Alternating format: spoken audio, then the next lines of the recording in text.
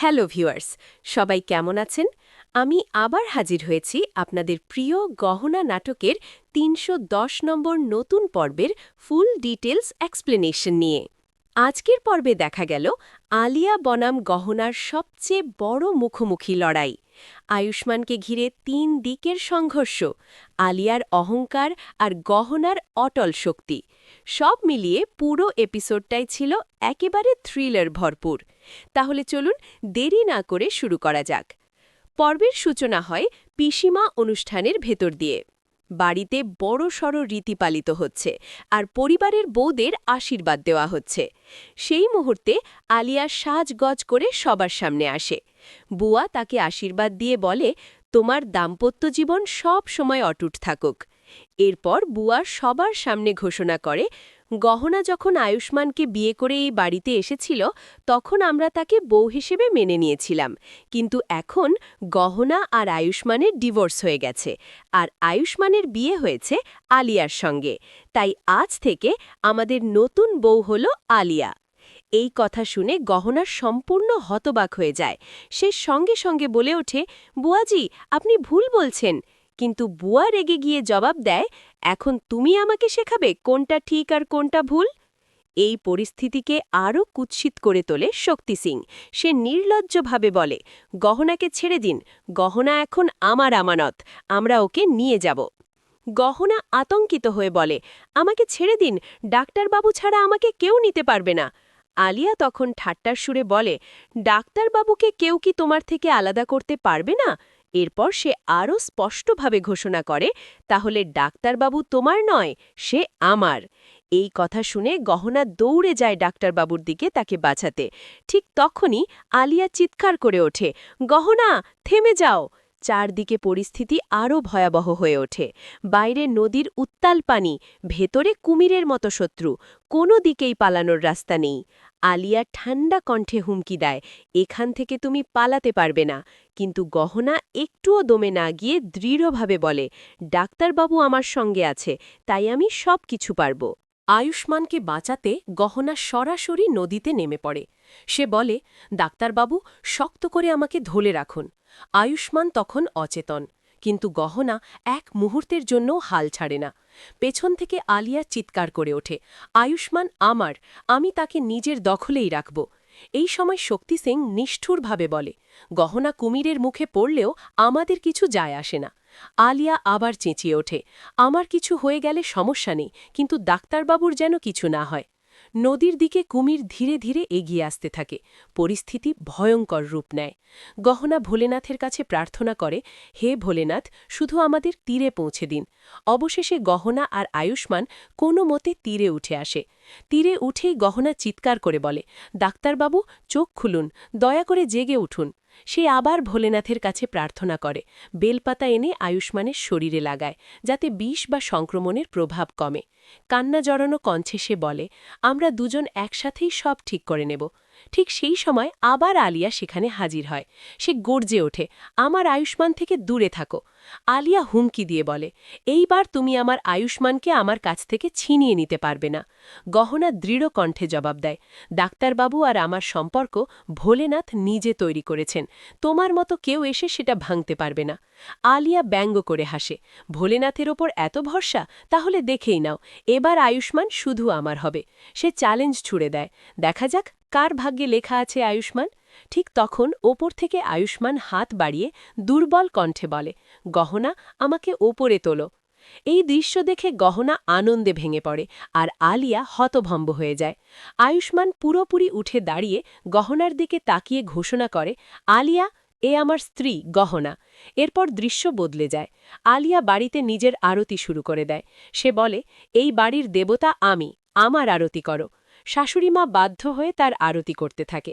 ঘরে ঈশ্বরের প্রদীপ জ্বলছে না।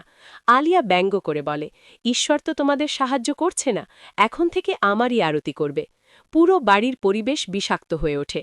এই সময় বুয়া বোঝানোর চেষ্টা করে, প্রতি মাসে আয়ুষ্মানের সঙ্গে অ্যানিভার্সারি পার্টি করা সম্ভব নয়, টাকা ফুরিয়ে আসছে। কিন্তু আলিয়া একেবারেই জেদ ধরে, আজ আমাদের 6th মান্থ অ্যানিভার্সারি, এটা আমি সেলিব্রেট করব, যেভাবেই হোক। মনে মনে আলিয়া ভাবে, গতরাতে ওকে এত খাইয়েছি যে এখন আর জাগানোই যাচ্ছে না। আবার ভাবে, এবার দেখি গহনা এসে কিভাবে বাঁচায়। ঠিক সেই মুহূর্তে বাইরে বাইকের শব্দ। গহনা এসে হাজির। আলিয়া অবাক হয়ে বলে, তোমাকে তো কুমির খেয়ে ফেলার কথা ছিল। গহনা শান্ত কিন্তু দৃঢ় কণ্ঠে জবাব দেয়, এটা আমার নয়, এটা আমার ভগবানের বাড়ি। পিসিমা অনুষ্ঠানের ভেতর দিয়ে বাড়িতে বড়সড় রীতি পালিত হচ্ছে, আর পরিবারের বউদের আশীর্বাদ দেওয়া হচ্ছে। সেই মুহূর্তে আলিয়া সাজগজ করে সবার সামনে আসে। বুয়া তাকে আশীর্বাদ দিয়ে বলে, তোমার দাম্পত্য জীবন সব সময় অটুট থাকুক।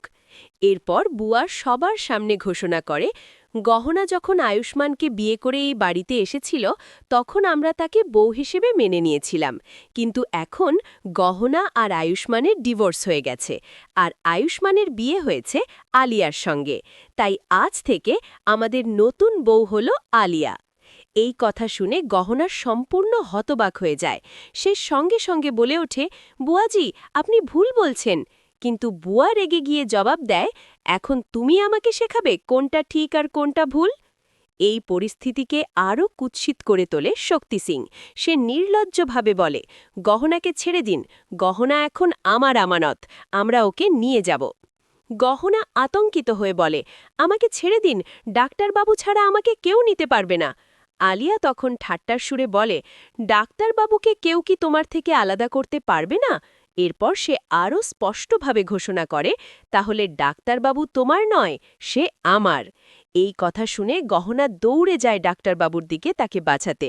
ঠিক তখনই আলিয়া চিৎকার করে ওঠে, গহনা, থেমে যাও! চারদিকে পরিস্থিতি আরও ভয়াবহ হয়ে ওঠে। বাইরে নদীর উত্তাল পানি, ভেতরে কুমিরের মতো শত্রু, কোনো দিকেই পালানোর রাস্তা নেই। আলিয়া ঠান্ডা কণ্ঠে হুমকি দেয়, এখান থেকে তুমি পালাতে পারবে না।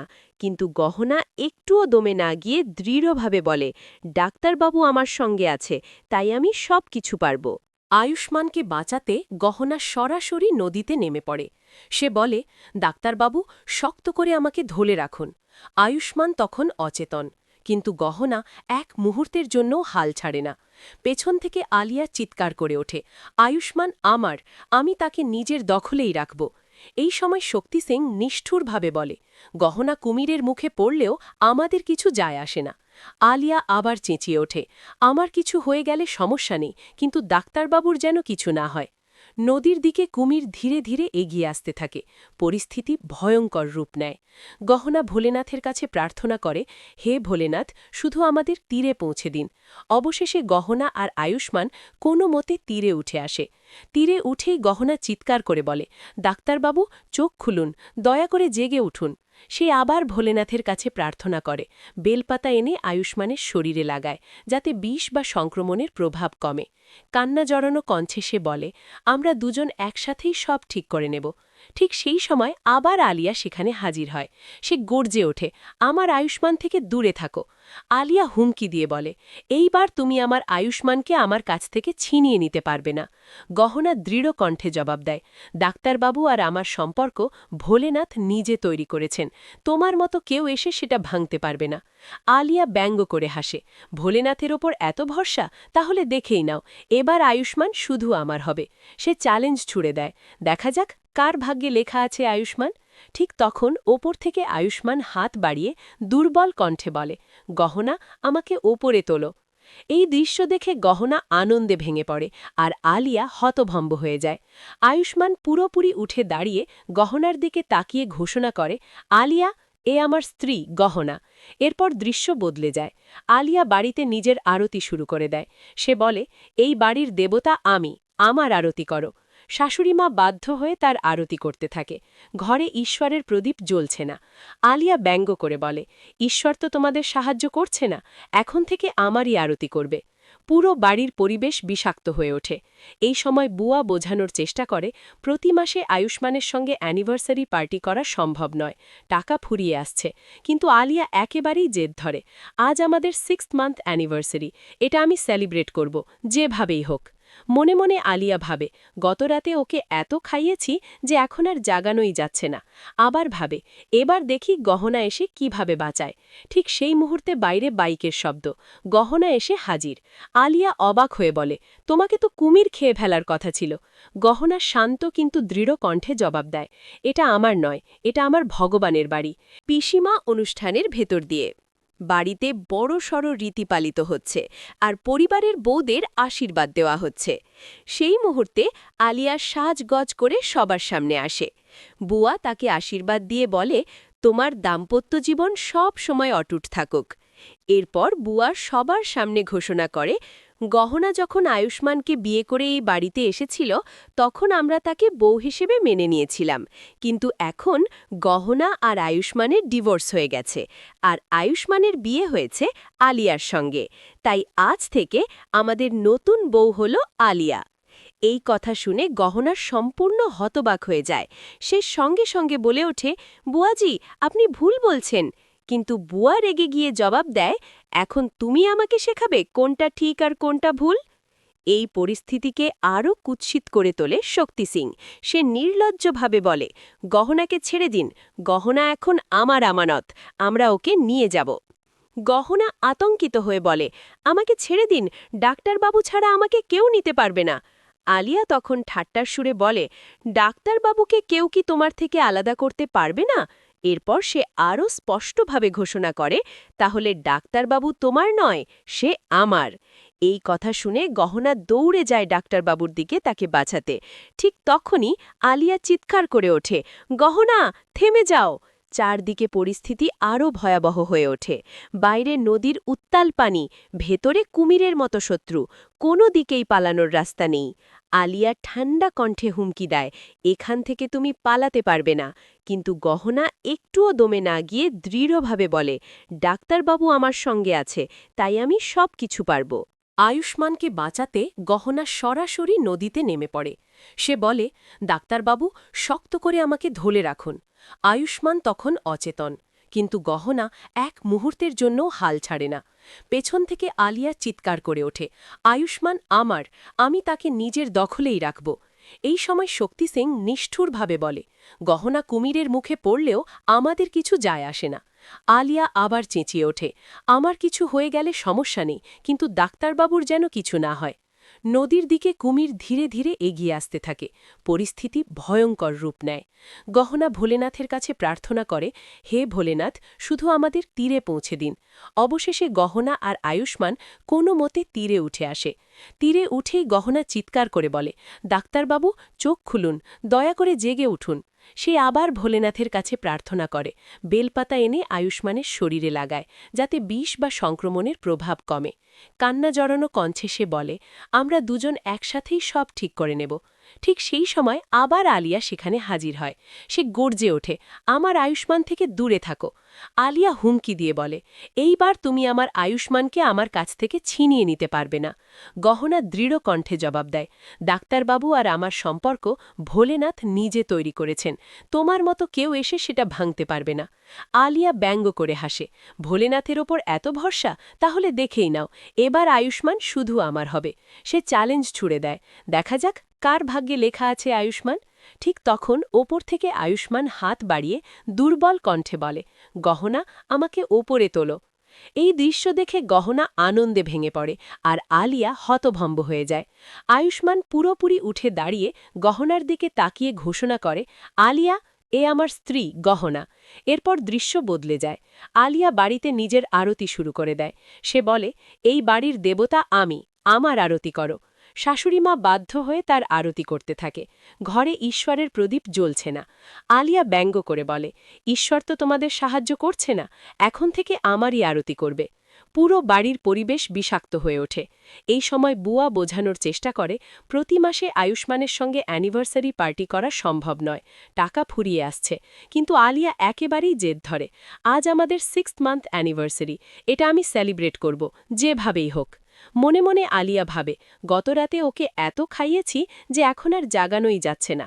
আবার ভাবে, এবার দেখি গহনা এসে কিভাবে বাঁচায়। ঠিক সেই মুহূর্তে বাইরে বাইকের শব্দ। গহনা এসে হাজির। আলিয়া অবাক হয়ে বলে, তোমাকে তো কুমির খেয়ে ফেলার কথা ছিল। গহনা শান্ত কিন্তু দৃঢ় কণ্ঠে জবাব দেয়, এটা আমার নয়, এটা আমার ভগবানের বাড়ি। পিসিমা অনুষ্ঠানের ভেতর দিয়ে বাড়িতে বড়সড় রীতি পালিত হচ্ছে, আর পরিবারের বউদের আশীর্বাদ দেওয়া হচ্ছে। সেই মুহূর্তে আলিয়া সাজগজ করে সবার সামনে আসে। বুয়া তাকে আশীর্বাদ দিয়ে বলে, তোমার দাম্পত্য জীবন সব সময় অটুট থাকুক।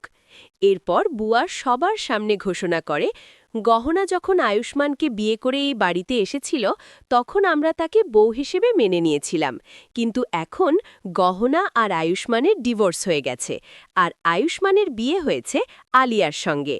তাই আজ থেকে আমাদের নতুন বউ হল আলিয়া। এই কথা শুনে গহনা সম্পূর্ণ হতবাক হয়ে যায়। সে সঙ্গে সঙ্গে বলে ওঠে, বুয়াজি, আপনি ভুল বলছেন। কিন্তু বুয়া রেগে গিয়ে জবাব দেয়, এখন তুমি আমাকে শেখাবে কোনটা ঠিক আর কোনটা ভুল? এই পরিস্থিতিকে আরও কুৎসিত করে তোলে শক্তি সিং। সে নির্লজ্জভাবে বলে, গহনাকে ছেড়ে দিন, গহনা এখন আমার আমানত, আমরা ওকে নিয়ে যাব। গহনা আতঙ্কিত হয়ে বলে, আমাকে ছেড়ে দিন, ডাক্তারবাবু ছাড়া আমাকে কেউ নিতে পারবে না।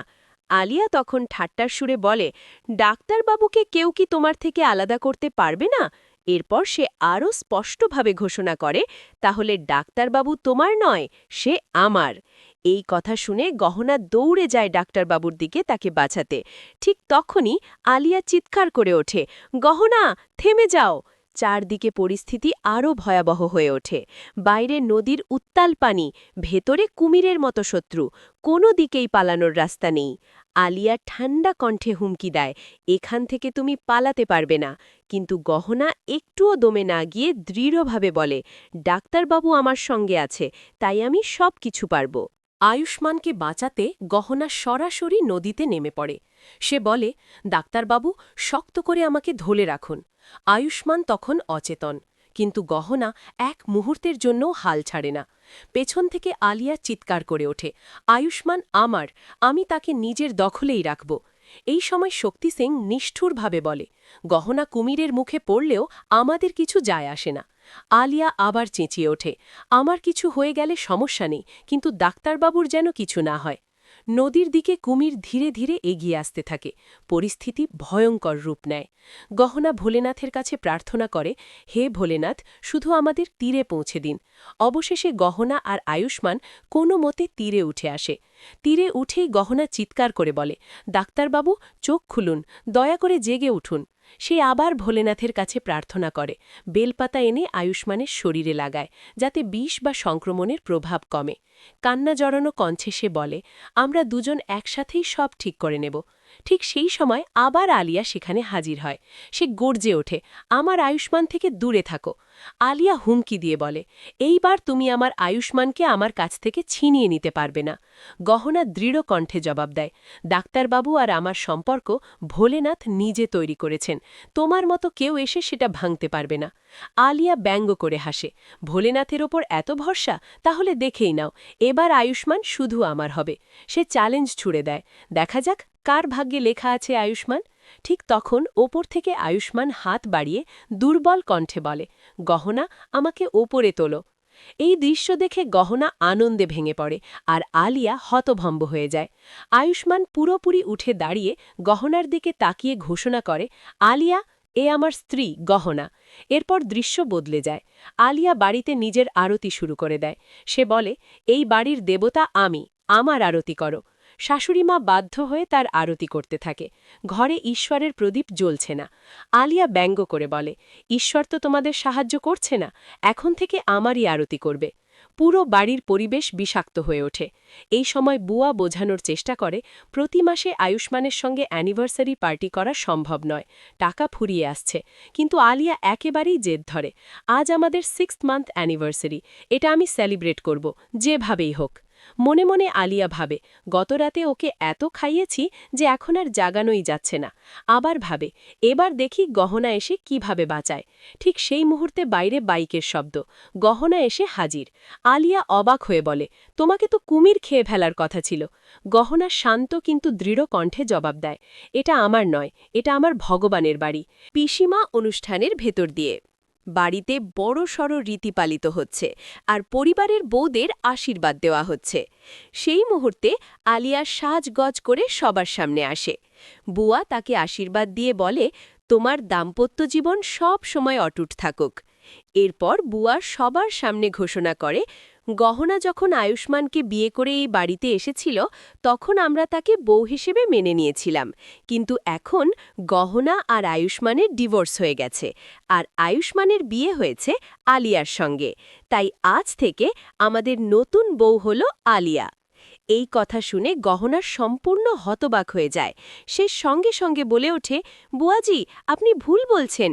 কিন্তু বুয়া রেগে গিয়ে জবাব দেয়, এখন তুমি আমাকে শেখাবে কোনটা ঠিক আর কোনটা ভুল? এই পরিস্থিতিকে আরও কুৎসিত করে তোলে শক্তি সিং।